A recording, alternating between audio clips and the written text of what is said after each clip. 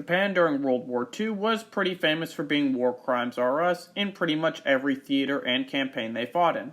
As I'm not trying to currently get age restricted on this video, I'm going to refrain from going too much into detail about some context and aspects to Operation Cherry Blossoms at Night, but just keep in mind that the Japanese chemical and biological weapons program was one of the nastiest aspects of World War II.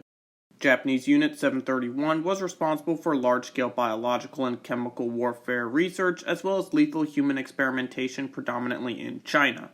The facility that they operated was led by General Shiro Ishii and received strong support from the Japanese military and government, as its activities included infecting prisoners with deadly diseases, conducting experimental surgeries on living victims, performing organ harvesting, testing chambers, amputating limbs, and exposing victims to chemical agents and explosives.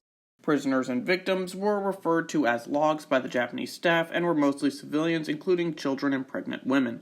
An estimated 14,000 people were killed inside the facility itself, with no documented survivors, and in addition, biological weapons developed by Unit 731 caused the deaths of between 200,000 and 500,000 people in Chinese cities and villages, through deliberate contamination of water supplies, food, and agriculture.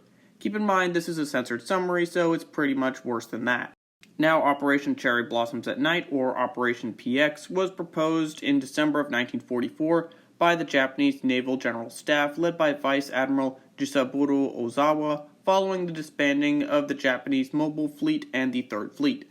Vice Admiral Ozawa was appointed Vice Chief of the General Staff of the Navy and Director of Naval War College, and it was here where he led the planning of a massive attack on U.S. civilians using biological weapons carried out by Japanese planes and Navy.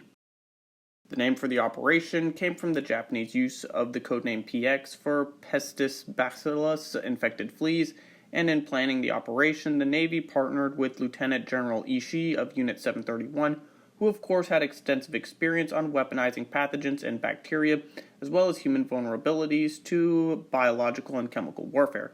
Ishii had advocated for the use of weaponized fleas to be dropped in the United States to infect and kill as many civilians on the American West Coast as possible. The plan for the attack involved Siren aircraft launched by submarine aircraft carriers upon the west coast of the U.S., specifically targeting the cities of San Diego, Los Angeles, and San Francisco.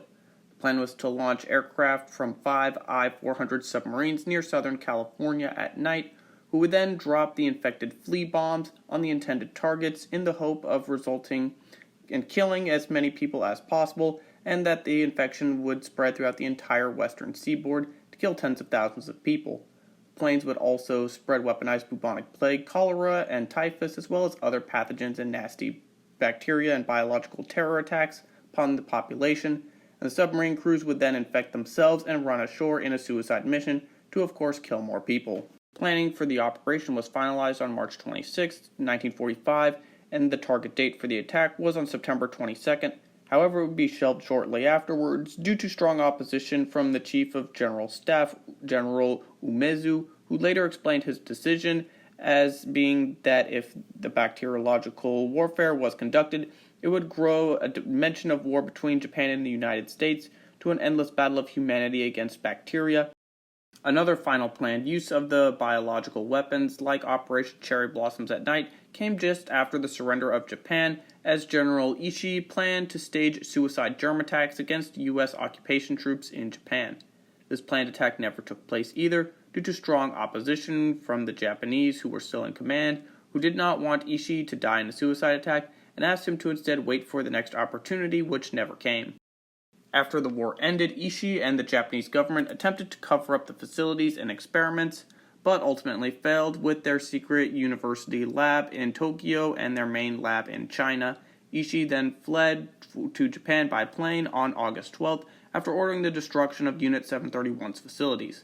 Operation Cherry Blossoms at Night would first be discussed in an interview by a former captain who was heavily involved in the planning of the attack in an interview on August 14, 1977. And that is Operation Cherry Blossoms at Night. What other aspects of World War II would you like for me to cover? Write in the comments, and thank you for watching.